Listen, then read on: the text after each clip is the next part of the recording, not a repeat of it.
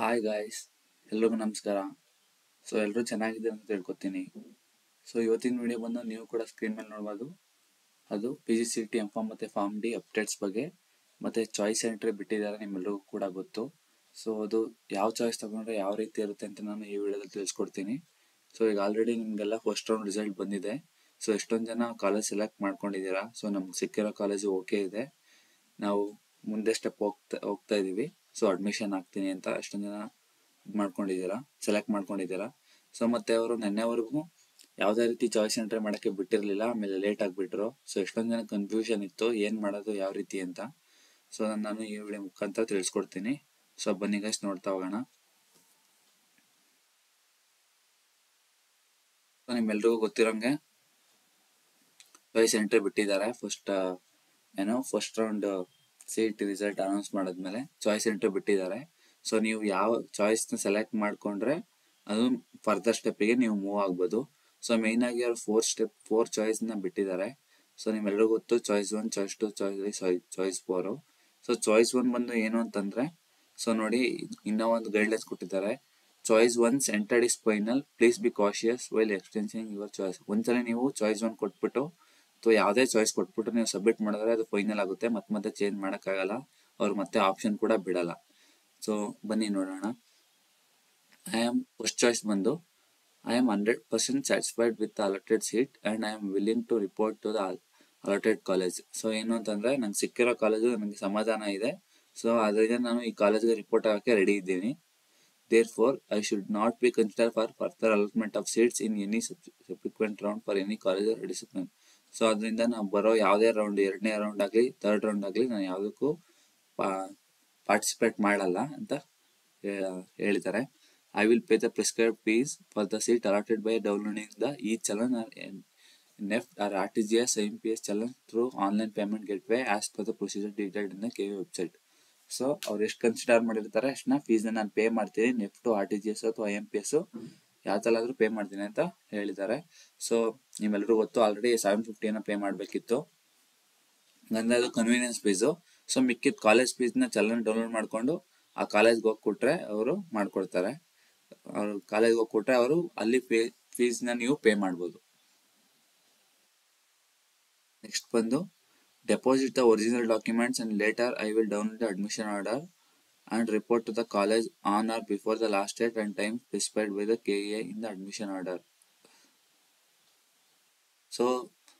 Last date KEA ಹೇಳಿರೋ ಪ್ರಕಾರ ಅಷ್ಟರಲ್ಲಿ ಕಾಲೇಜ್ಗೆ ಹೋಗಬೇಕು. Immediately afterwards I will login to my option entry login ID and I will report to KEA that I have joined the college. Further, the college authority will have to log into the college login ID and report to the respective candidates as joined the college. Further, any candidate who have paid the fees and obtained admission order and fails to report the college, said seat will be reverted back to pool and fees paid by them will be forfeited.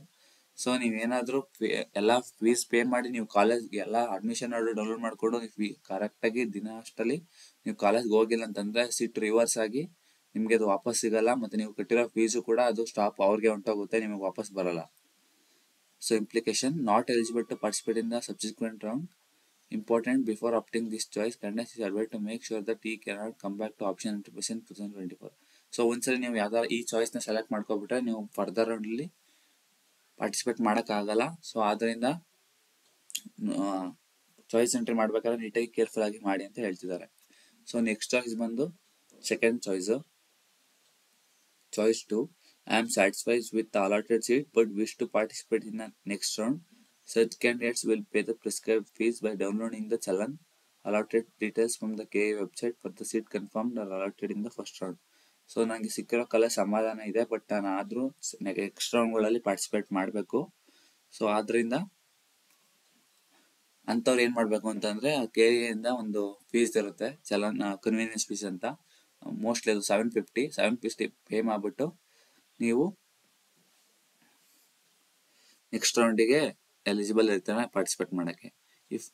ಈ option ಯಾವ ರೀತಿ ಅಂದರೆ, if higher options get allotted then earlier allotted seats get cancelled automatically. ಏನು ಅಂತಂದರೆ, ಈಗ ಒಂದು 15 college ಹಾಕಿರ್ತೀರ ಅಂತಂತಂದರೆ ನಿಮಗೆ 10ನೇ ಕಾಲೇಜ್ ಅಲಾಟ್ ಆಗಿದೆ ಅಂತ ಅಂದ್ರೆ 11ರಿಂದ 15ನೇ ಕಾಲೇಜ್ವರೆಗೂ ಎಲ್ಲ ಹೊಂಟೋಗುತ್ತೆ. ಇನ್ನೇನಿದ್ರು 1 to 10 ಕಾಲೇಜ್ ಮಾತ್ರ ಉಳ್ಕೊಳ್ಳುತ್ತೆ. ಅದ್ರಲ್ಲಿ ಯಾವ್ದು ಸಿಗುತ್ತೋ ಅದು ಮಾತ್ರ ನಿಮಗೆ ಸೀಟ್ ಆಗಿ ಕನ್ಸಿಡರ್ ಆಗುತ್ತೆ. ಸೊ ಅದು ಅಂತ ಅವ್ರು ಹೇಳ್ತಿದ್ದಾರೆ.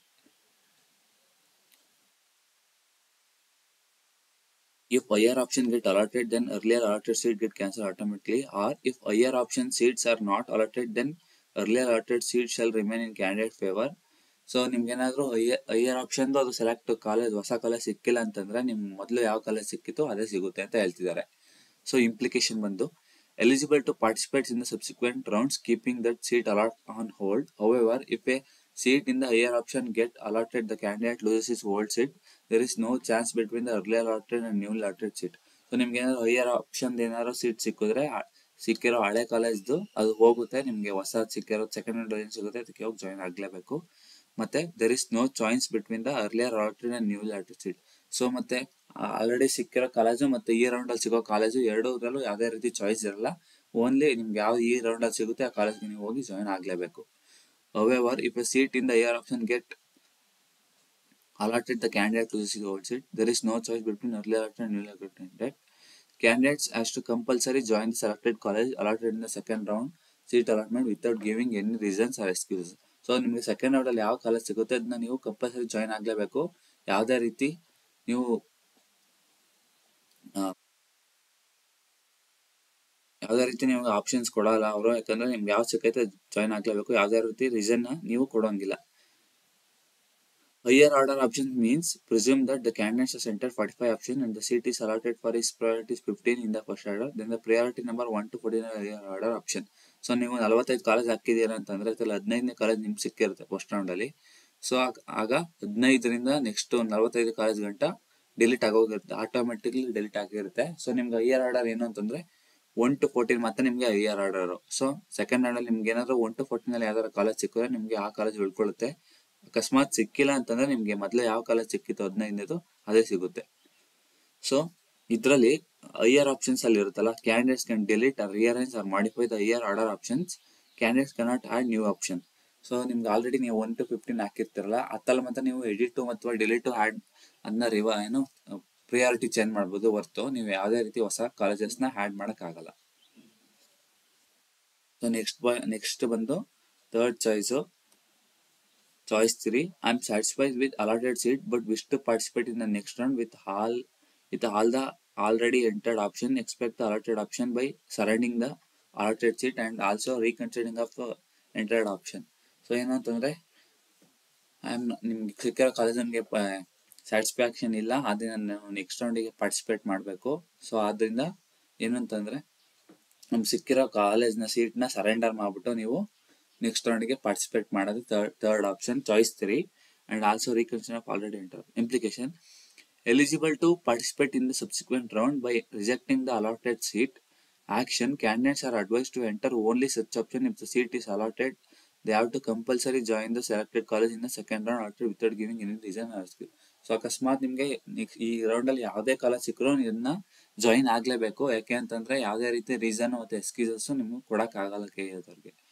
Note: chances of getting the seat is subject to availability of seats as the other candidates next to your rank might have entered these options and seats would be allotted in them the first based on the merit. So seat ಸಿಗೋದು ನಿಮ್ಗೆ ಯಾವುದೇ ರೀತಿ ಆದ್ರೂ ಅದು availability of seat ಮೇಲೆ depends ಆಗುತ್ತೆ. So ಯಾವುದೇ ರೀತಿ ಇದೆಯೋ ಇಲ್ವೋ ಅಂತ ಹೇಳಕ್ ಆಗಲ್ಲ. ಸೊ ನಿಮ್ಗಿಂತ ಹೈಯರ್ ಆರ್ಡರ್ ರ್ಯಾಂಕ್ಸ್ ಏನಾದ್ರು ಸೆಲೆಕ್ಟ್ ಮಾಡ್ಕೊಂಡ್ರೆ ನಿಮ್ಗೆ ಬೇಕಿರೋ ಕಾಲೇಜ್ನ ಅವ್ರಿಗೆ ಸಿಗುತ್ತೆ, ಆಗ ನಿಮ್ಗೆ ಸಿಗೋಕ್ಕಾಗಲ್ಲ. ಅದು ಬೇಸ್ಡ್ ಆನ್ ಮೆರಿಟ್ ಲಿಸ್ಟ್ ಆಗಿರುತ್ತೆ. Candidates can delete, rearrange and modify the already entered option. Candidate cannot add new option. So ನೀವು ಆಲ್ರೆಡಿ ಹಾಕಿರೋ ಕಾಲೇಜಸ್ಗಳನ್ನ ಆಡ್ ಅಥವಾ ಡಿಲೀಟ್ ಅಥವಾ ಮಾಡಿಫೈ ಮಾಡ್ಬೋದು ಹೊರತು ನೀವು ಹೊಸದಾಗಿ ಕಾಲೇಜ್ನ ಆಡ್ ಮಾಡೋಕ್ಕಾಗಲ್ಲ ಅಂತ ಆಪ್ಷನ್ 3 ಅಥವಾ Choice 3 ಅಂತ ಹೇಳ್ತಿದೆ. ಸೊ ನೆಕ್ಸ್ಟ್ ಬಂದು Choice 4. I am not satisfied with KE allotted seat and I have got seat elsewhere, so I am quitting and not to be considered for allotment of seats in any of the further rounds. Implication: not eligible to participate in the subsequent round, on hold on the allotted seat and the seat allotted earlier will be cancelled. So Choice 4 ಏನು ಅಂತಂದ್ರೆ ನಿಮಗೆ ಸಿಕ್ಕಿರೋ college ಬೇಡ ಅಥವಾ ನಾನು further round ಅಲ್ಲಿ participate ಮಾಡಲ್ಲ, ನಾನು ಬೇರೆ ರೀತಿ ಹೋಗ್ತಿದ್ದೀನಿ ಅಥವಾ ನಾನು ಡ್ರಾಪ್ ಔಟ್ ಮಾಡ್ತಿದ್ದೀನಿ ಅಂತ ನೀವು ಚಾಯ್ಸ್ ಮಾಡ್ಕೋಬಹುದು. ಸೊ ಇನ್ನೇನು ಚಾಯ್ಸ್ ಮಾಡ್ಕೊಂಡು ಯಾವುದೇ ರೀತಿ PG ಸೀಟ್ ಯಾವುದೇ ರೌಂಡ್ ಅಲ್ಲಿ ಕೂಡ ಇನ್ನು ಪಾರ್ಟಿಸಿಪೇಟ್ ಮಾಡೋಕ್ಕಾಗಲ್ಲ. ಇದು Choice 4. ಸೊ ನೆಕ್ಸ್ಟ್ ಬಂದು ಇಲ್ಲಿ ನೋಟ್ ಅಂತ ಕೂಡ ಕೊಟ್ಟಿದ್ದಾರೆ. To note allotted candidates, if a candidate failed to exercise any of the four choices within the spotted time and date and time, the seat allotted to such candidates and cancelled automatically without any further notice in this regard, and who will not be allowed to participate in further rounds. So ನೀವು prescribe ಆಗಿರೋ ಟೈಮಲ್ಲಿ ನೀವು select ಮಾಡ್ಕೊಳ್ಳೇಬೇಕು. ಅಕಸ್ಮಾತ್ ನೀವೇನಾದರೂ ಯಾವ್ದಾರ choice select ಮಾಡ್ಕೊಳ್ಳಿಲ್ಲ ಅಂತಂದರೆ candidates seat allot ಆಗಿರೋದು reverse ಆಗಿ ಕನ್ವರ್ಟ್ ಆಗೋಗಿರುತ್ತೆ, ಅದು ಅದೇ ರೀತಿ ನಿಮಗೆ ಸೀಟ್ ಸಿಗಲ್ಲ. ಸೊ ಇಷ್ಟಂತ ಇದೆ. ಸೊ ನಾನು ಅನ್ಕೋತೀನಿ ಆಲ್ಮೋಸ್ಟ್ ಎಲ್ಲರೂ ಈ ಆಪ್ಷನ್ನ ಮಾಡಿದಿರಿ. ಸೊ ಇನ್ನೂ ಯಾರೋ ಆಪ್ಷನ್ ಇದನ್ನ ಚಾಯ್ಸ್ ಎಂಟ್ರಿ ಇನ್ನೂ ಯಾರೋ ಮಾಡಿಲ್ಲ, ಈ ಕೂಡಲೇ ಮಾಡ್ಕೊಳ್ಳಿ. ಇವತ್ತು ಸಂಜೆನೇ ಲಾಸ್ಟ್ ಡೇಟ್ ಇದೆ. ಸೊ ಮತ್ತೆ ಫಸ್ಟ್ ರೌಂಡ್ ಎಲ್ಲ ಆಗಿ ಎಲ್ಲ ಅಡ್ಮಿಷನ್ ಆದಮೇಲೆ ಮೋಸ್ಟ್ಲಿ ನಾಳೆಯಿಂದ ಸೆಕೆಂಡ್ ರೌಂಡ್ ಬಿಡ್ತಾರೆ, ಸೆಕೆಂಡ್ ಲಿಸ್ಟ್ ಬಿಡ್ತಾರೆ. ಆಮೇಲೆ ನೀವು ಕೂಡ ಸೆಕೆಂಡ್ ರೌಂಡಿಗೆ ಪಾರ್ಟಿಸಿಪೇಟ್ ಮಾಡ್ಬೋದು. ಸೊ ಯಾರು ಮಿಸ್ ಮಾಡ್ಕೊಳಕ್ಕೆ ಹೋಗ್ಬೇಡಿ. ಸೊ ಮತ್ತೆ ಏನು ಅಂತಂದರೆ ಯಾರೇ ಕೂಡ ಚಾಯ್ಸ್ ಎಂಟ್ರಿ ಮಾಡಿಕೊಂಡು ಆದಷ್ಟು ಬೇಗ ಎಲ್ಲ ಡಾಕ್ಯುಮೆಂಟ್ಸ್ ಅಟೆಸ್ಟೇಷನ್ ಮಾಡಿಸ್ಕೊಂಡು ನಿಮ್ಮ ಕಾಲೇಜಿಗೆ ಹೋಗಿ ರಿಪೋರ್ಟ್ ಆಗಿ ಅಡ್ಮಿಷನ್ ಆಗಿ. ಸೊ ಫೀಸ್ ಕೂಡ ಪೇ ಮಾಡಬೇಕಾಗುತ್ತೆ. ಸೊ ನಾನು ಮತ್ತೆ ಹೇಳ್ತಾ ಇದ್ದೀನಿ ಸೆಕೆಂಡ್ ರೌಂಡ್ ಅವ್ರಿಗೆ ಕೂಡ. ಸೊ ಫೀಸು ಮತ್ತು ಡಾಕ್ಯುಮೆಂಟ್ಸು ಎಲ್ಲ ರೆಡಿ ಮಾಡಿ ಇಟ್ಕೊಳ್ಳಿ. ಅದಕ್ಕೂ ಕೂಡ ಜಾಸ್ತಿ ದಿನ ಟೈಮ್ ಕೊಡಲ್ಲ, ಒಂದು 2-3 ಡೇಸ್ ಕೊಡ್ತಾರೆ ಅಷ್ಟೇ. So thank you guys. Please subscribe, share for more updates guys, for all PGCET updates. Thank you guys.